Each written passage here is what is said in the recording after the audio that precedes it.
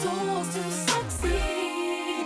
They will strive. We will strive. They will thrive. We will thrive. They will rise. Yes, we will. Elevating futures. When we're elevating futures. Futures, yeah. My guest today is Jenee Wood, the Chief Learning Officer at Transcend, a leading nonprofit in school innovation and co-author of Extraordinary Learning for All, How Communities Design Schools Where Everyone Thrives. In her role, she helps communities redesign schools to create learning environments that intellectually engage, emotionally connect, and personally empower students, moving beyond the outdated industrial-era education model to prepare young people for success in the 21st century. Jenee, welcome to our podcast. Hi, Dr. Tracee. Thank you so much for having me, and thank you to the audience for listening to me and being here. It's such an honor and a pleasure. Yeah, so I am so looking forward to digging in, and I think I want to start with your teaching in Atlanta schools. Tell me a bit about your experiences there. Let's start with my time in Atlanta. So a couple things to know. Atlanta is my hometown. It is where I grew up. And I taught in Atlanta Public Schools, which is about 10 miles, a different district, but about 10 miles from where I grew up. So my teaching experience, I think, was on the whole just such a deep learning space, but also a deeply personal experience that also changed me and hopefully had impact on the young people that I worked with, but was really powerful. And then there were a couple things to know. I was a special education teacher. I was middle school, 7th and 8th grade, and I taught in all of the different settings. So general ed inclusion, resource, push in, pull out, all the things, both in English language arts and social studies. I was a teacher at the same time that my little brother, who's 13 years younger, his name's Nolan, shout out to Nolan.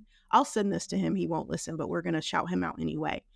At the same time that he was being diagnosed for special education services. And that juxtaposition between being a teacher in a system and then being a family that was resourced to navigate that system was profoundly different. And I think it was one of those moments intellectually, you know, things like, oh, there are some systems or schools that are providing better supports for students. There are some places where students are having profoundly better experiences.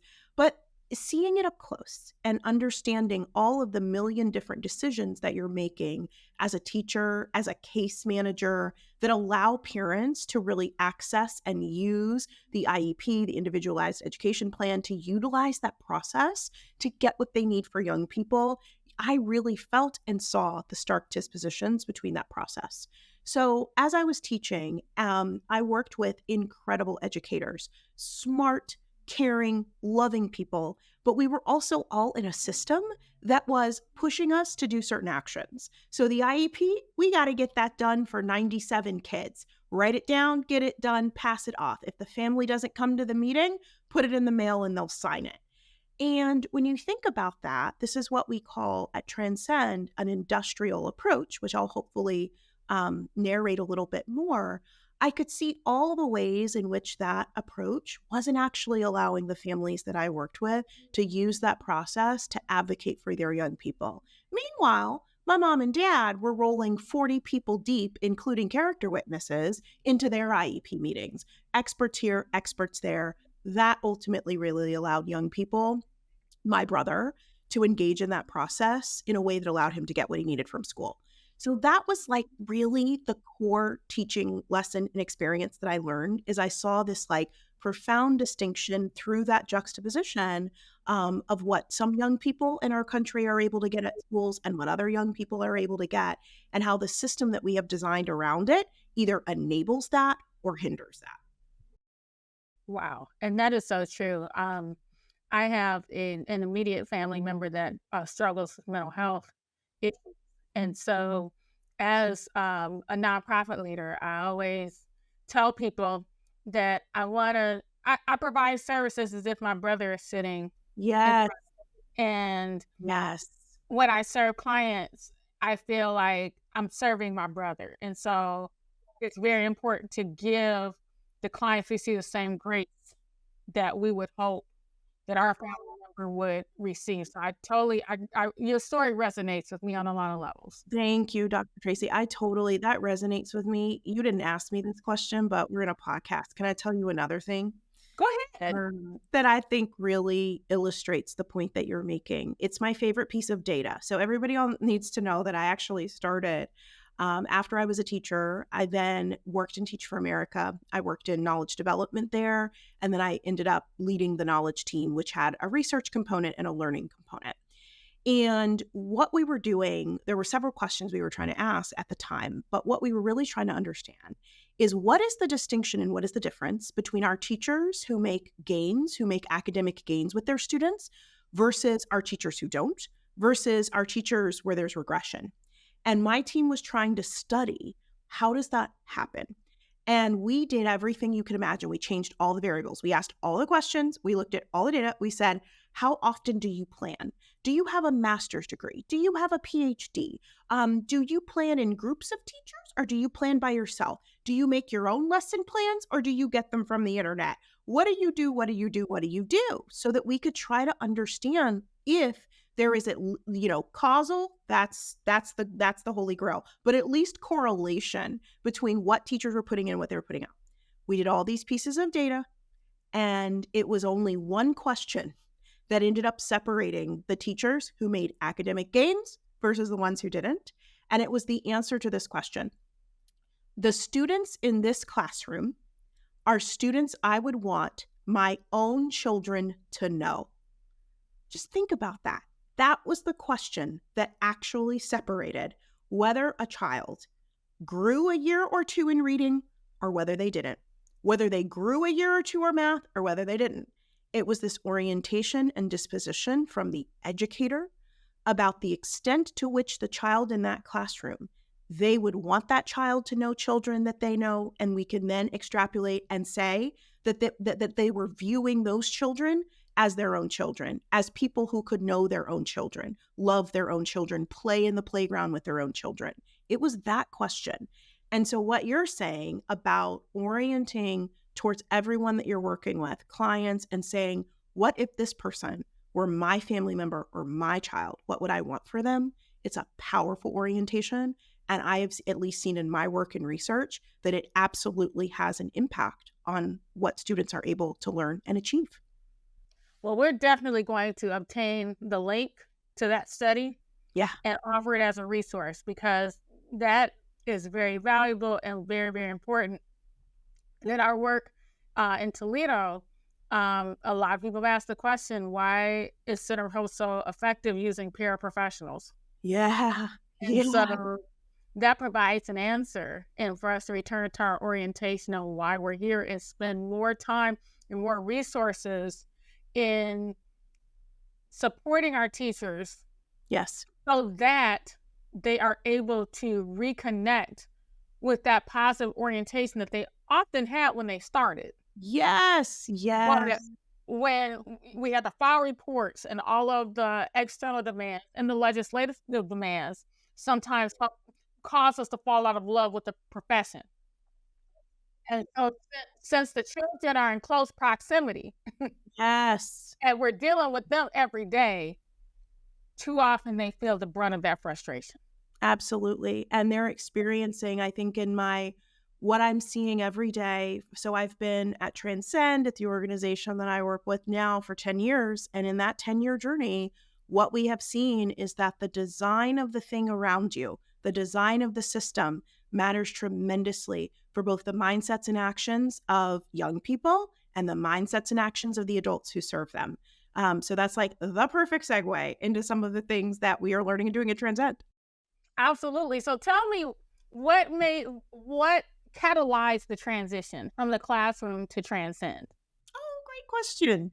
There was a couple of things. So I thought when I came into education that I wanted to be an academic. I wanted to be an economist. That was actually where I came into education, through the back door of international development. And spoiler alert, you read every international development text and like the epilogue is, how do we change all these things? We need to educate people. Education was always like the panacea. Take this medicine and then corruption, we got it. We'll fix it. All these things, right? But no one had actually asked the question, how do you make educational systems, particularly in deeply impoverished or marginalized contexts, that can even enable that to be true? And other spoiler alert, in America, we are like a microcosm of the global context. Everything that you see globally is 100% happening here. So I thought that I wanted to go back to school. I wanted to go back to Oxford, study with my Don, and like continue to do a DPhil. But I came across the Teach for America website, and that got me in. And once I got the bug for understanding the ways in which one of the biggest human rights issues that we are facing, I would say globally, is right here in classrooms, is right here with students, is 10 miles away from my home, it completely shifted my orientation. And so when I was teaching, I loved my young people. I loved working in schools, but the context in Atlanta Public Schools at the time was drastically changing. It was changing a lot. And so I raised up my head and I said, I want to continue teaching, but my principal, Dr. Saunders, shout out to you. This woman that I love, she's leaving, and my co-chair is leaving, and my district admin, like all these people were leaving, and so I said, okay, maybe I'll go back. Then I got a call from Teach for America and from Stephen Farr, and he was basically like, "What are you doing next year?" And I was like, "I think I'm going to go to grad school." And he's like, "No, you're not." Click. Calls back and was like, "We got a job for you on the national development team. We want to understand, what was happening in your classroom, essentially, how you were able to get gains in your classroom, and we want to understand our classrooms better." And so I ended up joining Teach for America, and then I worked there for 6 years. And I think they were doing incredible work there, but the question and lens was very particular. It was on the teachers. And what I saw, what I learned from studying thousands of classrooms and from visiting thousands of schools is that in general, the box that we are asking teachers and administrators and young people to operate in is the same. You might be getting incrementally better results from this town or this town or this city from this city, but on the whole, teachers are operating and young people are operating in a core design that is really limiting their potential. So I said to myself, I need to be operating at a different altitude of the problem. So instead of being so obsessed, and we still need that work, do not hear me wrong. No one on this podcast hear me wrong. We still need that work. But we also, at the same time, and I think this is true of education, we're having to pursue a lot of questions and pursue solutions at the same time that we're delivering the experience of education. It's not like we can close doors and stop school and fix everything. We've got to do it all at the same time.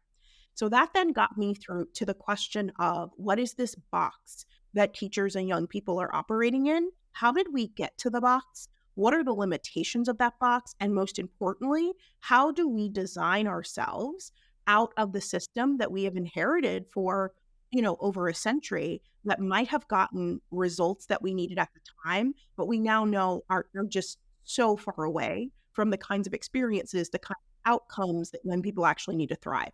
So what catalyzed me from teaching to then studying classrooms to then thinking at the design and more systems level was just like pursuing and seeing different questions and being, I would say, an academic at heart, where I'm always saying, what's going on there? What's going on there? Why is that way? And I have found that if you just keep asking why, it's going to like propel you to go to that next level of insight, that next level of operation. And so for me, I would say what got me from teaching to then thinking about the questions I'm pursuing now to writing this book is trying to answer why.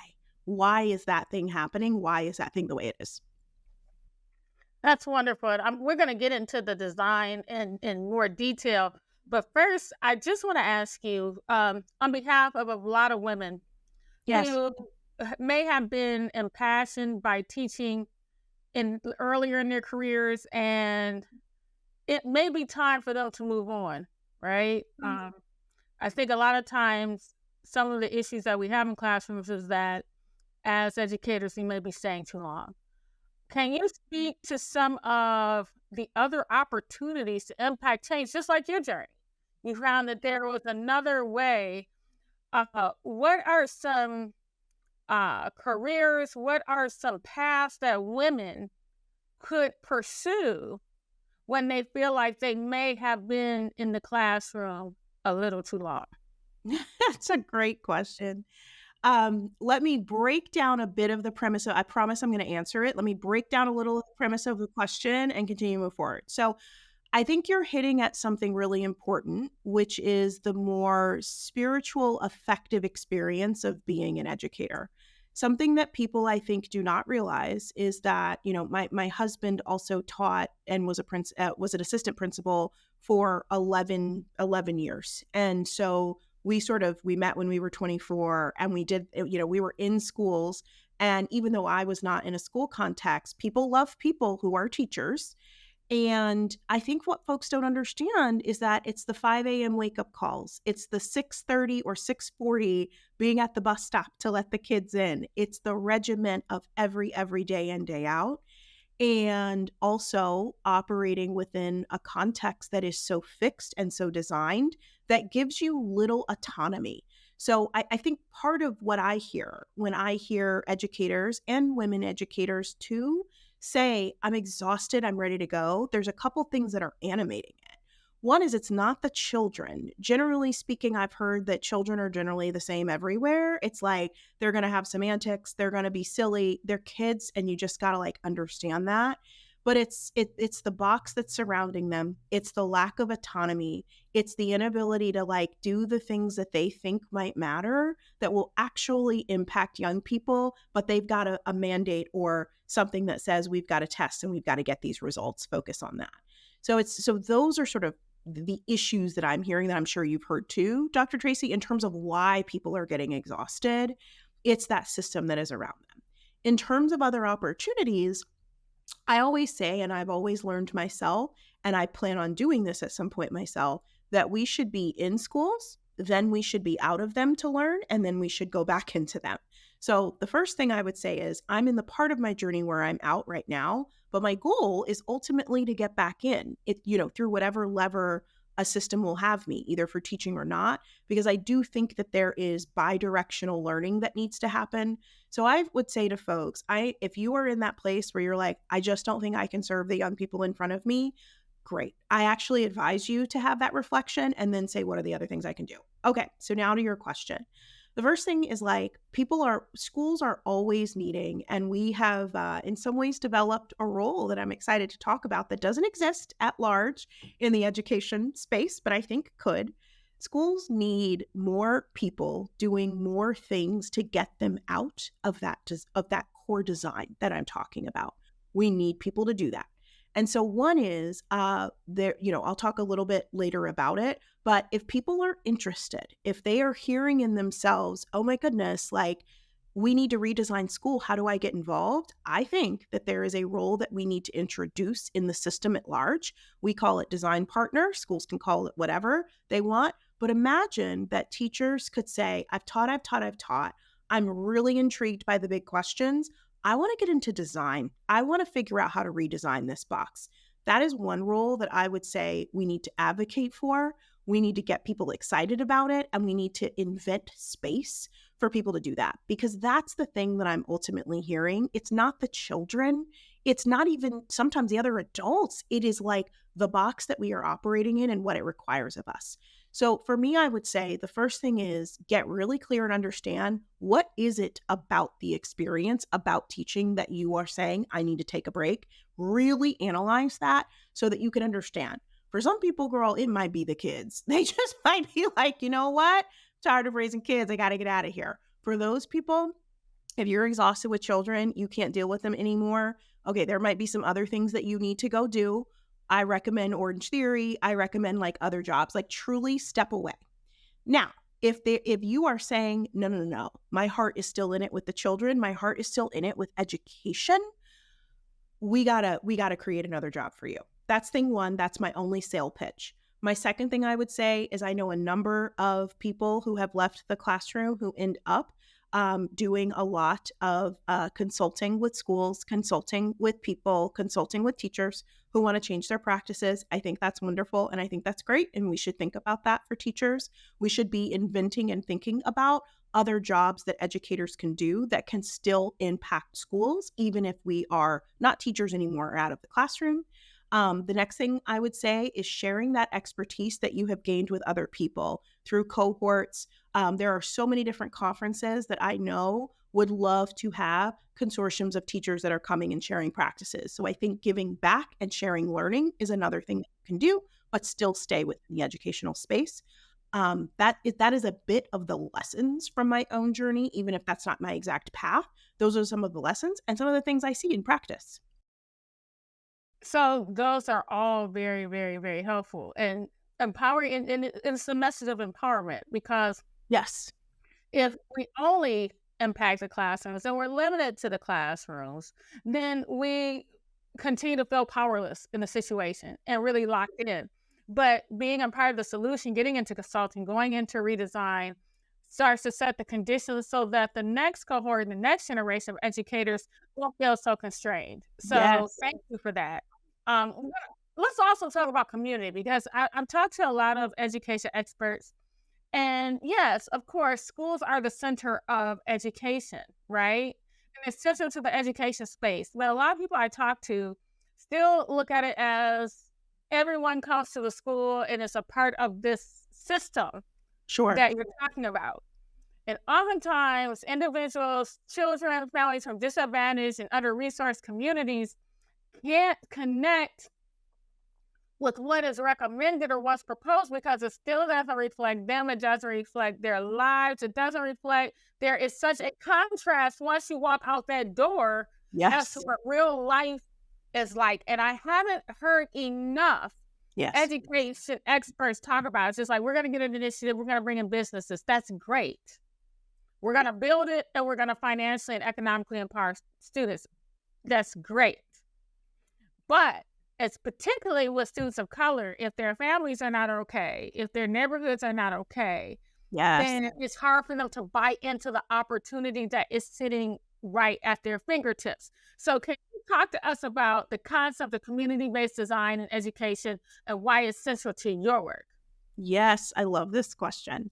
And you're so, so, so right. I think for a lot of times we've defined the school as the thing that sits in the middle, and community is the thing outside, and there is a sort of weird boundary that we say, yes, come in for your learning night, come in for work, day study. But we don't actually view all of ourselves as sitting around a table as part of that school community. We define school community, very importantly, as administrators, experts, young people themselves, business leaders, community stakeholders, and community-based design is the process of bringing all of those people around the table to collaboratively redesign school towards a far better outcomes, far better experiences that are designed to a community's wants and needs. What community-based design answers, Dr. Tracee, I think, is a really important question. We have spent a lot of time in education thinking about what are we going for. We have done, I think, a lot of great work in the last 30 years of understanding what a broader set of outcomes could be. So not just academic achievement, but all of the socio-emotional well-being things that we know matter for young people. We've thought a lot about that. We've thought a lot about why we're in education. I have been a part of a lot of conversations, particularly during the pandemic and after, of young people, of teachers saying, why are we in this and what is the purpose of school? That was a really important, I would say, undercurrent discussion happening during the pandemic when we saw, in some ways, elements of school break in a way we've never seen before. But what we haven't really asked ourselves truly deeply is, how do you get to all of those outcomes in a way that is not top down only, meaning it's not just a superintendent coming in and saying, I've got a vision, here is the answer, here is my 5-year plan, go forth everybody and do it. That's one way. And we need to pursue change that is not just ground up, where we're asking teachers to come up with all of the different solutions and in their individual classrooms. There's got to be a third way for pursuing change in our communities and for pursuing redesign in our school communities. We're positing that community-based design is the way to do that. And so in our process, what we do is we're bringing together a couple of different pieces. Number one is that we start with young people and their voices. And so this is something that is in sort of your question, which is, what is that? How is school actually reflecting what's going on in the real world? The number one thing I see in my research and my conversations with young people, they are telling us loud and clear, school is not relevant. Okay. What are y'all talking about?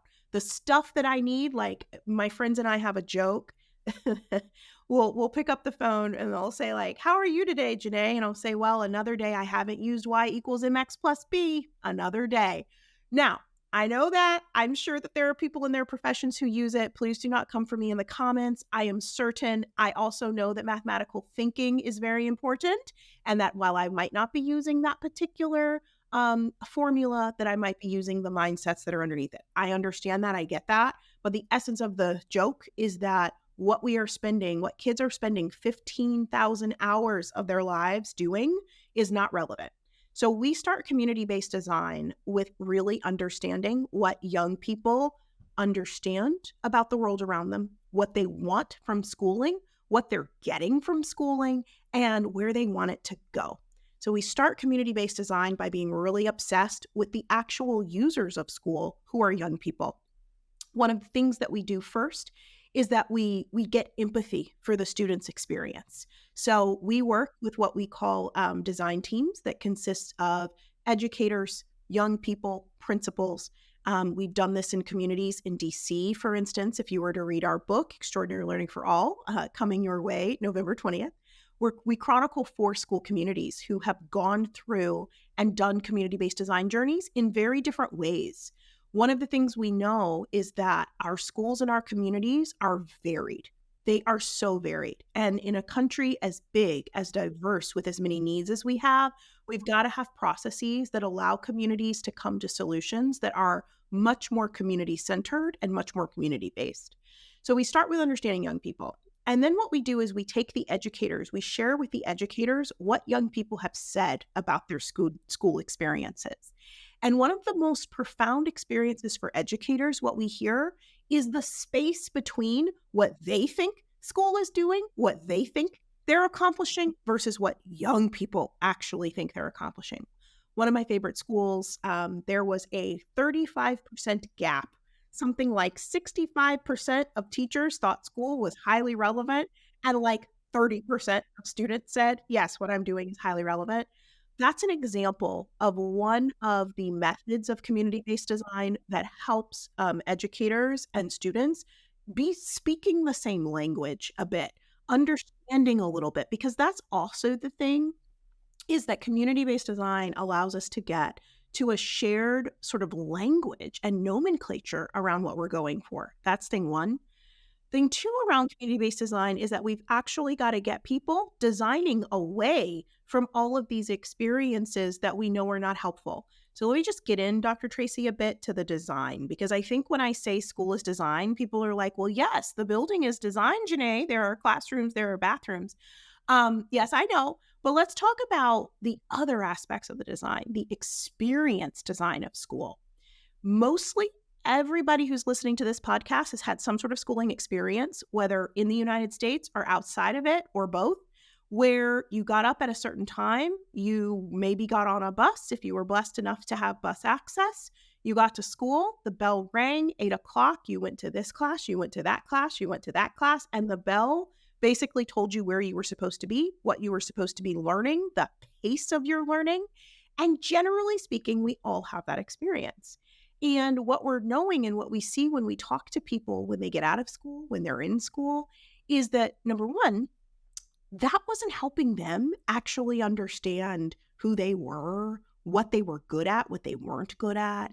It wasn't helping them actually access the experiences to even have a relationship with the content, to be able to use the content outside of school. It doesn't actually work for a lot of people. A lot of folks feel like when they get out of school, what have I spent my time doing? What have we been focusing on? This is particularly true for marginalized young people whose school and home community, there can be such a divide between those spaces in ways that we find are ultimately unhelpful for folks as they grow up. So one of the things we have to think about is, how do you get away from that design? And how do you marry that with proven scientific approaches that we know impacts learning? That is really important in our process. We are not just trying to go from a standard bell schedule to something that seems more joyful and fun. Although joy and fun matters, it also has to be impactful. One of the important things to know about the current design of school is that many of the researchers that comprise the science of learning and development, which is an interdisciplinary field, what they, that research is very deep, and I recommend folks to get into that. But one of the implications and insights that's coming from that is that the way we've structured school actually doesn't reflect how we know people learn. So there's a reason why, Dr. Tracee, if I were to ask you what some of the best learning experiences you've ever had in your life, you may tell me music. I did music and oh my goodness, that helped. You may tell me sports. You may tell me some other things like when I was learning to, I remember I asked a young woman that I was speaking to in Tennessee what her best learning experience was. And she said, well, I learned from my sister who's in cosmetology school. She comes home and she practices on my hair and she practices my makeup. And that's the best learning experience I've had. Yeah, I'm sure it actually is, because there are things about those learning experiences that the science of learning and development tells us ultimately works. The first thing is something that is highly relevant. You're able to sit and understand it and get it, but then you're able to immediately apply it. So if you're learning how to do a curl, you're learning how to do a curl, you're learning how to do a nail, great. You learn how to do it, you see some other people do it, and now you're going to go practice and you're going to go meaningfully practice and repeat, that action. That's a small example, but we know that the way we do school right now doesn't actually align to those insights of science. So we've got to bring that together. And our process is bringing community together, but it's also understanding that experts, people who know things about the brain, they are part of the community too. And we've got to bring their insights along with the insights of parents and caregivers together so that we can then say to ourselves, what does social studies need to look like if we were going to be maximizing connection and community, young people actually feeling connection with each other, but feeling connection with their community, so that school and community, there isn't this huge chasm between those experiences. Those are the kinds of things that we do in community-based design.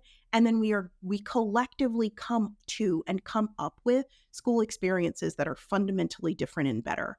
In our book, we chronicle 4 communities that have done this, from Van Ness Elementary in Washington, D.C. Then we go to the the cornfields of North Dakota, and we look at a district called Northern Cass. Then we go to Brooklyn STEAM, and we look at how a partnership between the New York Public City Schools and the Brooklyn Navy Yard have created a really powerful school model. And then we go to a school in Chicago called Intrinsic. And you can see in all of those examples how they are coming to very different solutions in those communities. But by bringing those people together, they are designing something that is specific and unique to what their community and young people need.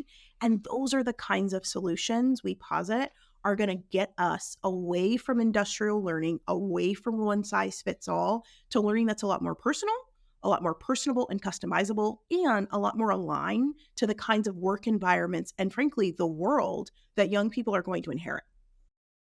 Okay, so tell me also about the leaps for equitable 21st century learning, which I'm sure some of those leaps were embedded in your Yes. conversation about community-based design.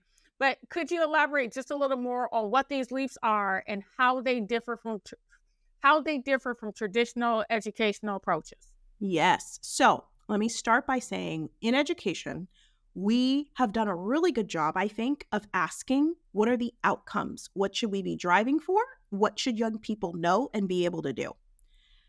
However, equally important in their own right are the experiences that young people are having. Experiences meaning the interactions, the activities, the ways of being, the ways of learning content.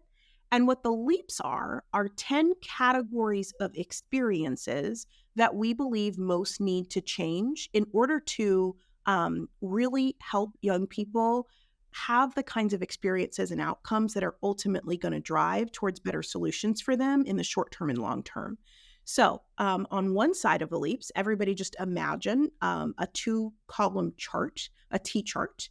And on the left side, you have the experiences that we believe characterize industrial era learning. So the models that we've inherited over 100 years ago. You've got sort of unlimited expectations. In the old model, people fundamentally believed, and they were very clear with us, that they designed a system that was for some people to win and some people to lose. And so we could understand who were going to be the managers, who was going to go to college, and who wasn't. It was very much based on some people have potential, some people do not, and school is going to help us figure that out. In a new era of learning, we need experiences and we need schools designed where we actually hold higher expectations for everyone, and we design experiences that allow everyone to access really unlimited opportunities. So that's an example of a real mindset experiential shift. And let me give an example because I think that understanding this in example is really important.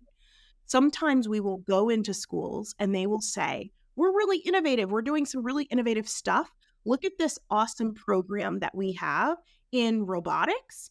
And then you go in and you say, okay, like, how did the students get there? How did we figure out who was there? And they might say to us, well, this is for our AP kids. This is a program that is just for our AP kids. And you had to test into them. And then you find out, oh, it's 12 kids who are in this program. And let me be very clear. It is wonderful that those 12 children are getting that experience. Let's be very clear. That is awesome. But when you think about the other 1,500 kids that are in the school, you then have to think, well, what do they have access to? So then we go to a very different model, a school that we work with in North Dakota that has built a system of studios where you are able to build a curriculum alongside a teacher where you are able to learn about and try on a lot of different things before you have to commit. So in one of those studios, young people have decided we want to understand robotics. Even though we might have IEPs, we might not be in advanced physical sciences, we want to understand it. So teachers will work with them to get access to what is robotics? What is the history? What are the foundational math skills that you need? What are the foundational geometry skills that you need? What are the foundational? It's an example to show that that's a model that is basically saying everybody has opportunity. We can meet young people where they're at and allow them to be curious and excited and interested in things, even if they're not in advanced placement.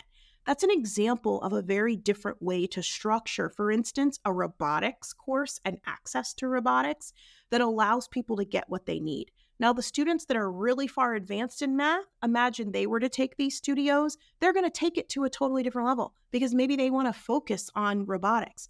But the young people who want to get access to that, who want to get access to mathematical ways of thinking and being, they should be allowed to get access to. What we've learned is that school should be a place for practice. It should be a place for trying things on. Maybe you're not perfect at it, but you try it on and you make mistakes. That's one example of a leap. Another example of a leap is moving from a narrow focus to a whole child focus. So you may walk into many schools where we are deeply attending to the cognitive and intellectual development of young people, and we should be attending to that. And we know from our insights in learning science that that's not the only thing that impacts learning. The relationships that exist in a classroom impact learning. Children's mental health, what they're coming into classrooms with, impacts learning. We have a model that is developed called in Van Ness Elementary called the whole child model.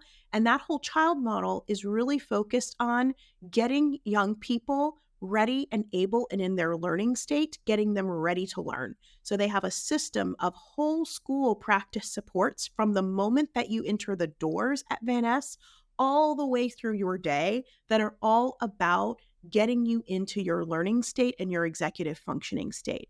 That's a kind of model that is attending to the physical needs of young people, the socio-emotional needs of young people, and ultimately those intellectual needs. So those are some examples.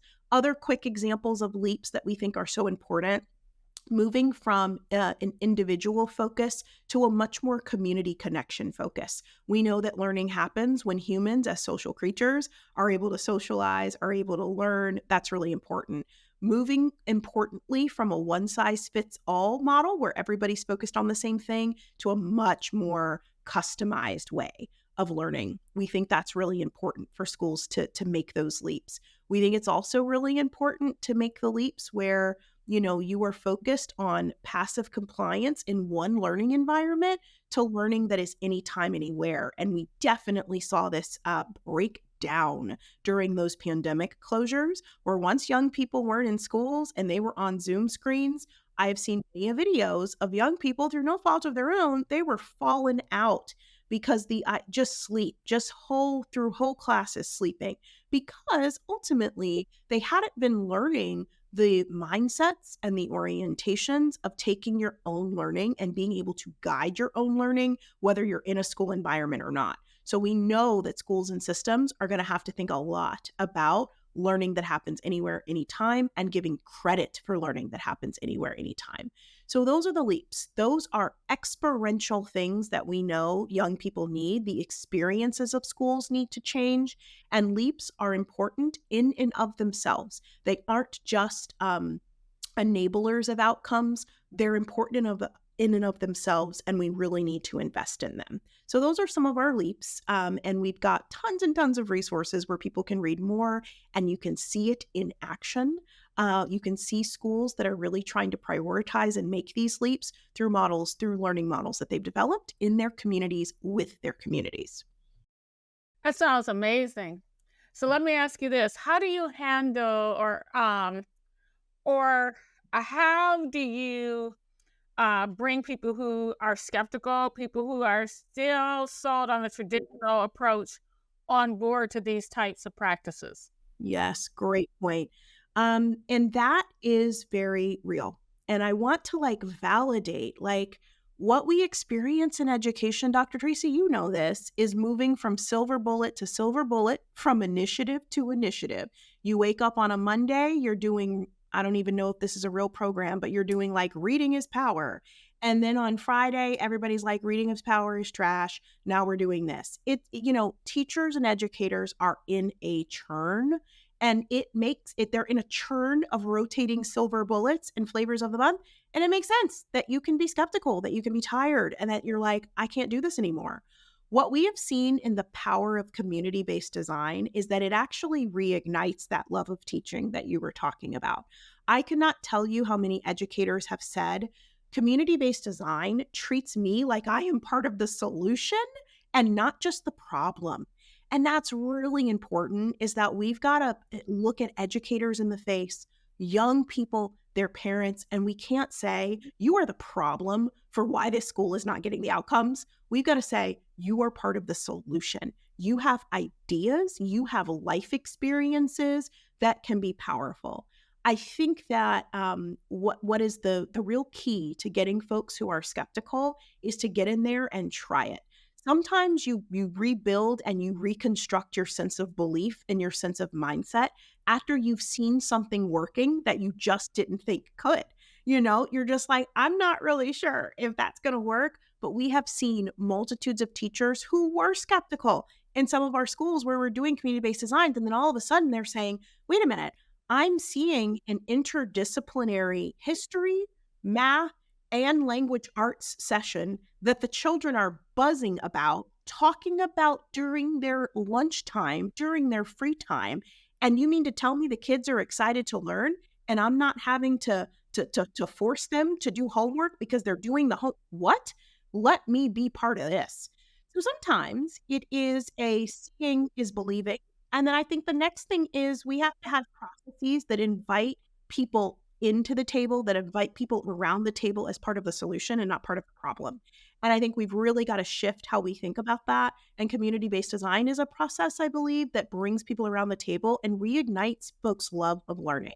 We can't just be telling educators in particular, you're part of the problem. You're why we're not. People are working, they're working to the bone, and they're working their hearts out. They're actually part of the solution, and we need processes that at their core believe and bring people around the table as part of the solution.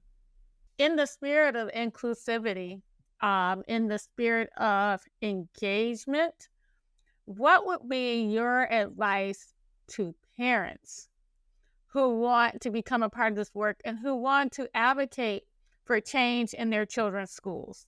Yes, I love this question, and I'll tell you, some of my favorite people in school communities are parents, because here's a couple things I've learned. One is I have been to your most resourced private schools. I've been to your big suburban schools. I've been to your under-resourced urban schools and everything in between. And one of the things I've heard from parents in all of those communities is that they want for their children to be really good people. They want for their children to be loved in schools. They want for their children to learn how to read, to learn how to do math, to learn what they need to survive. Parents want a lot of the same things wherever you go around the country, and that's something that really gives me faith. The great thing about community-based design is that anyone can start this process. So if parents want to get involved, we have a ton of resources. I'm not just here to hawk my book, and this is going to sound so absurd. I am slightly selling, but we want for parents to be able to pick up this book and to use some of the materials inside of it to get this conversation going in their schools. The thing about community-based design is it doesn't need to start with a superintendent. It doesn't need to start with, just a teacher. Those people are necessary as part of the process. Don't get me wrong. But the conversation can start with a group of parents saying, I want every classroom in my school to do a LEAPS survey. I want every classroom in my school, and we have that survey available on our website, Transcend Education, where schools can get access to doing this survey in all of their classrooms to understand our children, what are the kinds of experiences that young people are having in our schools? We think they're having one experience, but let's ask them and get the data.